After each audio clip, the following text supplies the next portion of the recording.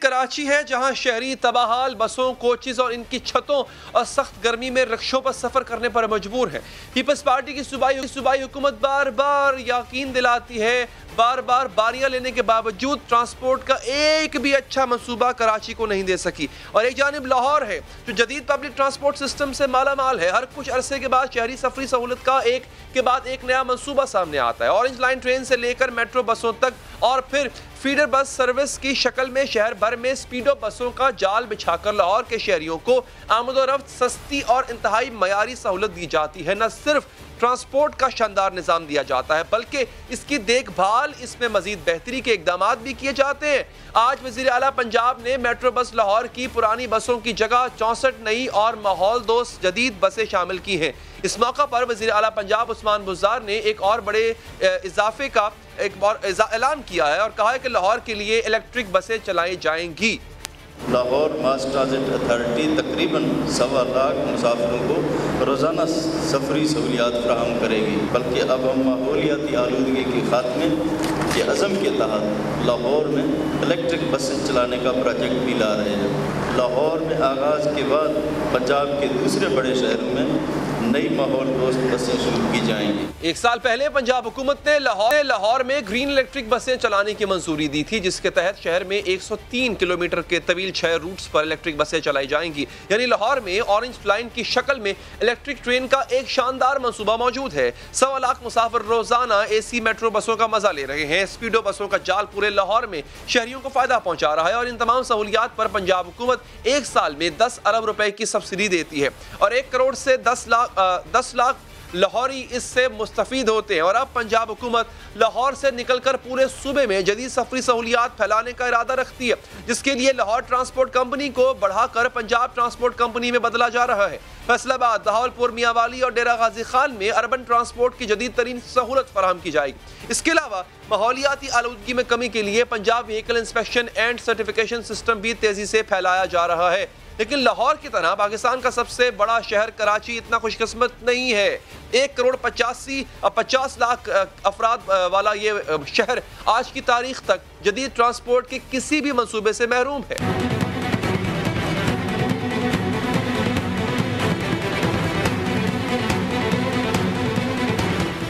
کراچی والوں کی اس حالت پر 2016 میں نواز شریف کی حکومت کو ترس آیا اور وفاقی حکومت کی طرف سے گرین لائن بس کا منصوبہ دیا گیا، لیکن جس منصوبے کو 1 سال میں مکمل ہو جانا چاہیے تھا وہ 5 سال میں بھی مکمل نہ ہوا اور 5 سال کی تاخیر کے بعد اب اگلے ماہ گرین لائن منصوبے کی بسیں کراچی میں چلنے کی امید پیدا ہوئی ہے، جس کی 40 نئی بسیں گزشتہ ماہ کراچی آ گئی تھیں۔ آج سندھ کے گورنر عمران اسماعیل نے گرین لائن منصوبے کا جائزہ لیا اور ساتھ ہی کراچی کے ٹرانسپورٹ نظام کی بحالی کا بھی اعتراف کیا۔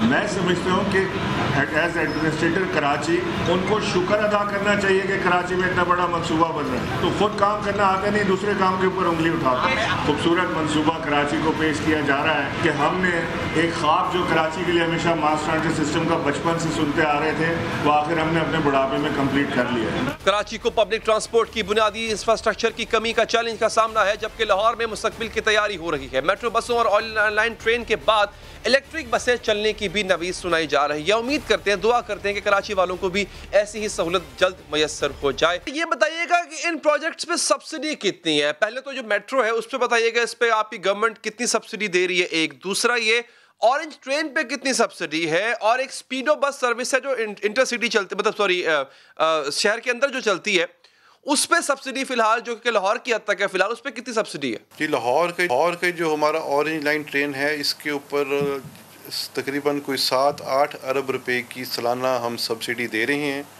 اور جو ہمارا ویڈا گروپ نے جو ابھی یہ شروع کیا ہے ہمارا منصوبہ، جو ہم اس کو میٹرو ٹریک کے اوپر یہ کریں گے، یہ 304 روپے پر کلومیٹر کے حساب سے ہم اس کو سبسڈی دے رہے ہیں، جو تقریباً کم و بیش یہ 1.5 ارب روپے کے قریب بنے گی سالانہ۔